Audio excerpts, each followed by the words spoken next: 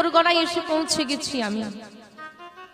না জানি সারা জীবনে কত কত শত ভক্তদের, কত লক্ষাধিক ভক্তকে আমি কৃষ্ণ কথা শ্রবণ করালাম, ভাগবত কথা শ্রবণ করালাম, কিন্তু কোনোদিন আমার মনে প্রশ্ন জাগলো না যে কৃষ্ণ আছে কিনা, এখনো গরু চড়াই। আমি কোনোদিন সন্ধান করিনি, আমার মনে কোনোদিন প্রশ্ন জাগে। আর আমার বদন হতে কৃষ্ণ কথা শ্রবণ করি আজকে এই 5 বছরের ছেলেটা আমাকে প্রশ্ন করছে কৃষ্ণ আছে কিনা, কি উত্তর দেব? না বলা চলবে না। কেন না, কারো মনে যদি ভক্তি আসে তার ভক্তিকে কখনোই ভেঙে দিতে নেই। কেউ যদি ধর্মের পথে এগিয়ে যায়, কারো মনে যদি গৌর গোবিন্দ চরণের প্রতি বিশ্বাস থাকে, তার বিশ্বাস কোনোদিন ভেঙে দিও না, কারণ এর থেকে বড় অপরাধ এই দুনিয়ায় আর কিছু নেই। কিন্তু এই অপরাধ আমরা অনেকে করি মা, দেখবেন কেউ ধর্মের পথে যেতে গেলে আমরা তাকে বাধা দিই, কেন করছিস? কেউ তুলসীর মালা পড়লে তাকে আমরা খারাপ কথা বলি, কেউ সেবা করলে তাকে নিয়ে হাসাহাসি করি। এর থেকে বড় অপরাধ আর কিছু হয় না। তুমি নিজে যেতে পারছো না ধর্মের পথে, কেউ গেলে তাকে ঠেলে দাও, তাকে পেছন থেকে টেনে রেখো না। বিহারীকে পাঠক ঠাকুর বললেন, হ্যাঁ রে বাবা, এখনো কৃষ্ণ গরু চড়া। সত্যি বলছো? হ্যাঁ রে সত্যি। আচ্ছা আমি গেলে বন্ধু করে নেবে? বাবা, কৃষ্ণ কাদেরকে বন্ধু করে নেয় জানিস? কাদেরকে? যারা তাকে ভীষণ ভালোবাসে। আচ্ছা আমি যদি ভীষণ ভালোবাসি, অনেক ভালোবাসি, তাহলে আমাকে বন্ধু করে নেবে? হ্যাঁ নেবে। তুই যদি খুব করে ভালোবাসতে পারিস, তোকে বন্ধু করে নেবে। বেশ, আমি তাহলে বৃন্দাবন যাব। আসি গো, আমাকে বৃন্দাবন যেতে হবে। আসি, দাঁড়া বিহারী, ফিরে আয়, ফিরে আয়, একবার কাছে আয়। বিহারী আবার ফিরে এসেছে। বলো ঠাকুর, কি বলবে? হ্যাঁ রে, তুই বৃন্দাবনে যাবি, তোর গুরু দীক্ষা গুরু শিক্ষা হয়েছে? বলে কই না তো। আই কোলে বস। তাহলে মা, বিহারীর মনে আজকে এত ভক্তি, এত বিশ্বাস, কিন্তু যতই ভক্তি থাক, বিশ্বাস থাক, যদি গুরু চরণ আশ্রয় না হয়, তাহলে কিন্তু গৌর গোবিন্দ কৃপা কোনো মতেই হবে না।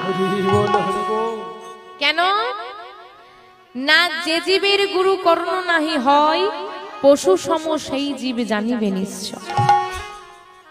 কি বলছে বাবা? যে জীবের গুরু কর্ণ নাহি হয়। গুরু কর্ণ মানে কি? গুরু দীক্ষা গুরু শিক্ষা। তাহলে যে জীবের গুরু দীক্ষা গুরু শিক্ষা না হয়, সে মানুষ না পশু? কি বললো মা?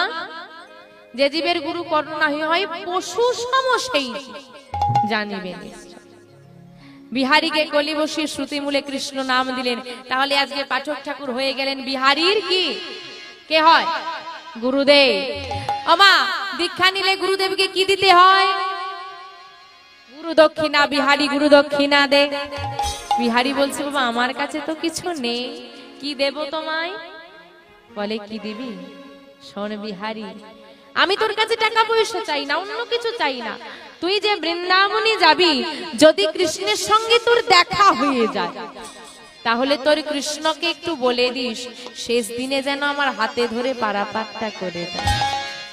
এই হচ্ছে আমার গুরু দক্ষিণা। বেশ, আসি গুরুদেব। আজকে গুরুদেবকে রেখে দিয়ে চলে গেল বিহারী ঘরে। মা, ও মা, কোথায় গেলি মা? এই তো। কিরে, কি বললেন তিনি? ও মা, বৃন্দাবনে কৃষ্ণ আজও গরু চড়ায়, বিদায় দাও, আমি বৃন্দাবনে যাব। বৃন্দাবন যাবে? সে তো অনেক দূরের পথ বাবা। না না, আমার কথা শোন বাবা, আর কৃষ্ণ গরু চড়ায় না। হ্যাঁ মা, চড়ায়, আমি খোঁজ নিয়ে এসেছি, আমি জিজ্ঞেস করে এসেছি। আমি বৃন্দাবনে যাব মা, বেঁধে রেখো না আমাকে এ সংসারে, বিদায় দাও মা, আমি বৃন্দাবনে যাব। ও মা, যদি কোনো মায়ের, আজকে বলেন দেখি, মায়াবতী মায়ের কেউ কি আছে সংসারে আর বিহারী ছাড়া? কেউ তো নেই, স্বামীও নেই। হ্যাঁ রে বিহারি, তুই ছাড়া আমার আছে টাকা, তুই ছাড়া আমি কাকে দিয়ে বাঁচবো? তুই চলে গেলে আমাকে মা বলে কে ডাকবে? তুই চলে গেলে আমি কাকে জড়িয়ে ধরব? বিহারি, তুই ছাড়া যে জগতে আমার আপন বলতে আর কেউ, ছেড়ে যাস না বাবা আমার। বিহারি, আমায় ছেড়ে চলে যাস না বাবা। মা, আমি কি তোমাকে জনমের মতো ছেড়ে যাচ্ছি? আমি গিয়ে তো আবার ফিরে আসবো। জানো মা, জানো, একবার যদি কৃষ্ণের সঙ্গে আমার দেখা হয়ে যায়, কৃষ্ণের সঙ্গে বন্ধুত্ব হয়ে যায়, দেখো মা দেখো, আমাদের আর কিন্তু কোনো অভাব থাকবে না। ও মা, এই জগতে কিন্তু সবাই আমরা অভাবের মধ্যে আছি, তাই না? টাকা না থাকলেই কি শুধু অভাব হয়? যার টাকা আছে তার হয়তো সুখ নেই, তার ঘরে সুখের অভাব। কারো টাকার অভাব, কারো সুখের অভাব, কারো শান্তির অভাব। অভাবই কিন্তু আমরা সবাই।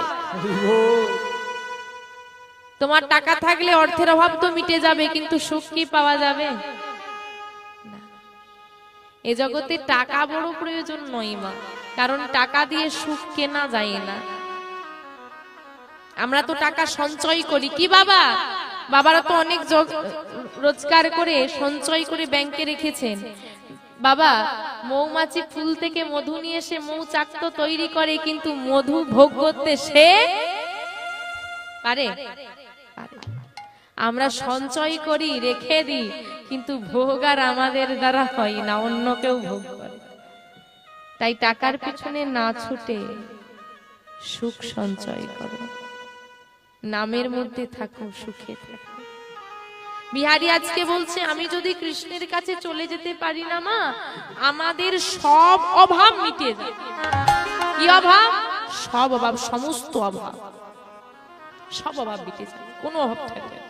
কারণ এ জগতে কৃষ্ণ ধনে যে জন ধনী হয়, এ বাস্তব জগতের ধনী নয়, কৃষ্ণ ধনে যে জন ধনী হয়, তার কোনো অভাব থাকে না। বিদায় দাও মা। মায়ের কোল ছেড়ে ছেলে চলে যাবে। মা বিহারীকে জড়িয়ে ধরে বলছে, বিহারী, আমি তোকে কি করে বিদায় দেব? এ জগতে আমার কেউ নেই, তোর বদর পানি চেয়ে আমি বেঁচে আছি, তুই চলে গেলে আমার কি হবে? কাকে দিয়ে থাকবো? দয়াময়, সব তো কেড়ে নিলে জীবনে, বিহারীকে দিয়ে তাও কেড়ে নে। তুমি যদি জানতে আমার থেকে আমার সন্তানকে ছিনিয়ে নেবে, তাহলে কেন দিয়েছি? দিয়ে ধনে কেন কেড়ে নেবে? দয়া মা, আমি তো আবার ফিরে আসব। মা মনে মনে বলছে, বিহারী, তুই জানিস না বাবা, কৃষ্ণ চরণে যে একবার ভালোবেসে ফেলি, কৃষ্ণকে যে একবার আপন করে ফেলি, কৃষ্ণের সন্ধানে যে একবার ঘর ছেড়ে বেরিয়ে যায়, তাকে কোনোভাবেই আর ঘরে বেঁধে রাখা যায় না। সে যে আর সংসারে ফেরে না, তাকে যে আর মায়ায় বাঁধা যায় না। বাবা, বাবা, যাস না আমায় ছেড়ে। পদকর্তা এক পাশে দাঁড়িয়ে বলছে, মা, যেদিন তোমার ছেলে জন্ম নিয়েছিল, সেদিনই তুমি তাকে গোবিন্দ চরণে দান করে দিলে। যেদিন সে কিছু বুঝতো না, সেদিন গোবিন্দ চরণে দিয়ে দিলে। আজ যখন প্রকৃত গোবিন্দ চরণ পেতে চাইছে, তুমি বাধা দিচ্ছ মা। বাধা দিও না মা। কৃষ্ণ চরণে যদি কেউ পেতে চায়, তাকে ধরে রাখতে নেই, বিদায় দাও। আজকে মায়াবতী মা দয়াময়ের কাছে করজোরে বলছে, দয়াময়, তুমি যখন ডাক দিয়েছো সন্তান, আমার সন্তানকে চেয়েছো, নাও, তুমি তোমার সেবায় নাও। তবে তোমার কাছে আমার এই নিবেদন, এই জগতের কিছুই আমার নয়, পুত্র সন্তান স্বামী কেউ আমার নয়, কেউ আপন নয়, সবই তোমার। কিন্তু 10 মাস 10 দিন এই গর্ভে তো ধরেছি, জন্ম তো দিয়েছি, তাই এতটুকু হলেও তো আমার অধিকার আছে। সেই অধিকার বলে তোমাকে জানাই দয়াময়, আমার থেকে দূরে করে দিচ্ছ, দাও বিহারীকে। আমার থেকে দূরে নিয়ে যাচ্ছ, নিয়ে যাও, কিন্তু যেন তোমার থেকে কোনোদিন দূরে করে দিও না। তুমি সর্বদা বিহারীর সঙ্গে থেকে বিপদে পড়লে পাশে বিহারী চলে যাবি বাবা, জানি না আর কোনোদিন তোকে কাছে পাবো কিনা, কোনোদিন আর তোকে আদর করতে পারবো কিনা, তবে আয়, শেষ বেলায় তোকে সুন্দর করে সাজিয়ে দিই। বিহারী আজ চলে যাচ্ছে, বিহারীকে সুন্দর করে মা নিজের হাতে সাজিয়ে দিচ্ছে। কেমন করে গো? মাতারে বদন চুমিয়া ভালে টিপা দিয়া কাজল পরাই দিল, মাতার বদন চুমিয়া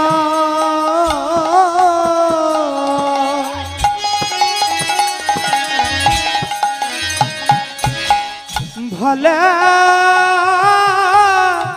টিপ দিয়া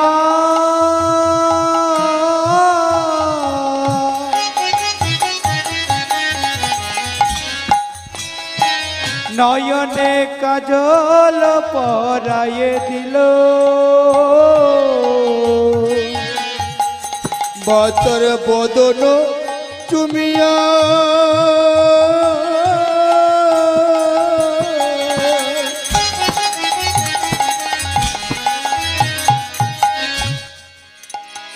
ও তার ভালে দিয়া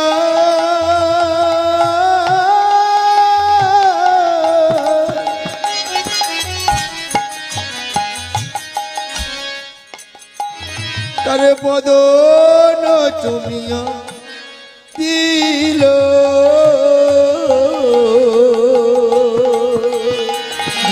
তোর অধর বয়াল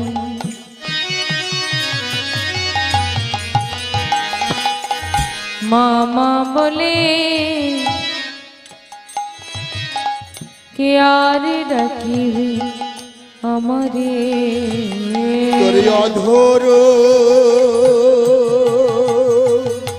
বয়ানে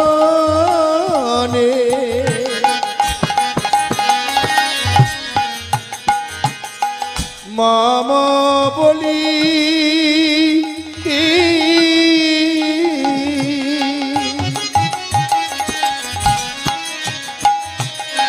কে আর ডাকিবে আমারে,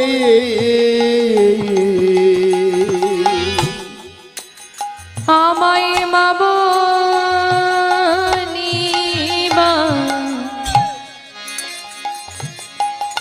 বাছারে আরে কে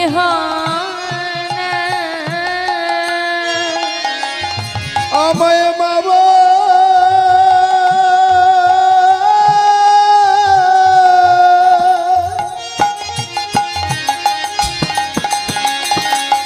মা বলিবা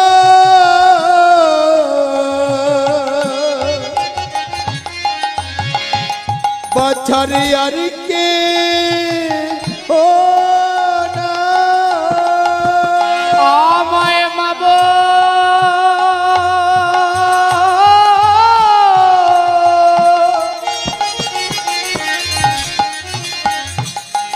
মা বলিবা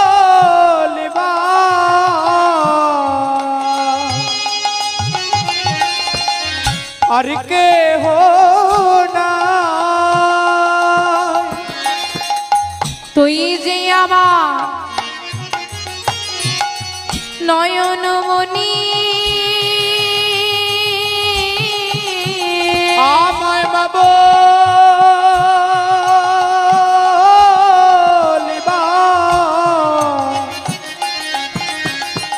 ওরে আর কে হো না, তুই যে আমার নয়ন নিধি,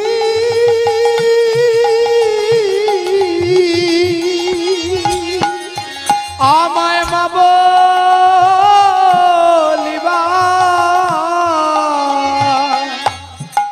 বিহারি আর কে হো না, বিহারী আমায় মা বলে ডাকার মতো আর কেউ নেই। তুই আমায় কোনোদিন ভুলে যাবি না তো বাবা? না মা না, তুমি যে আমার গর্ভে ধারিনি মা, তোমায় কি ভুলে যাওয়া যায়? বিদায় দাও মা। মায়ের চরণে প্রণাম করে মাকে পরিত্যাগ করে বিহারী চলে যাচ্ছে বৃন্দাবনের পথে। আজকে কৃষ্ণের সন্ধানে বিহারী ঘর ছেড়ে মাকে ছেড়ে চলেছে বৃন্দাবন। চলুন আমরাও সবাই মিলে বিহারীর সঙ্গে যাব। কোথায় যাব? বৃন্দাবনে। কৃষ্ণ নাম করতে করতে চলুন সবাই মিলে যাব বৃন্দাবনে। কিমা বৃন্দাবনে যাবে তো? কারা কারা বৃন্দাবনে যাবে না একটু হাত তোলো দেখি।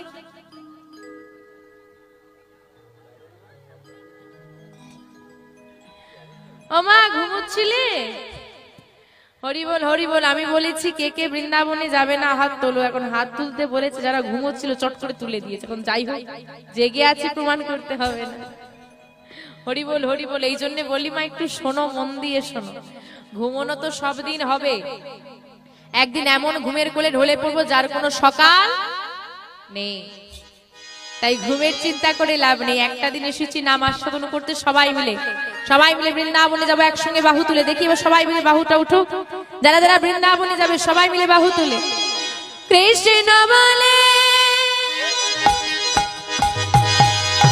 বাহু তুলে চলো রে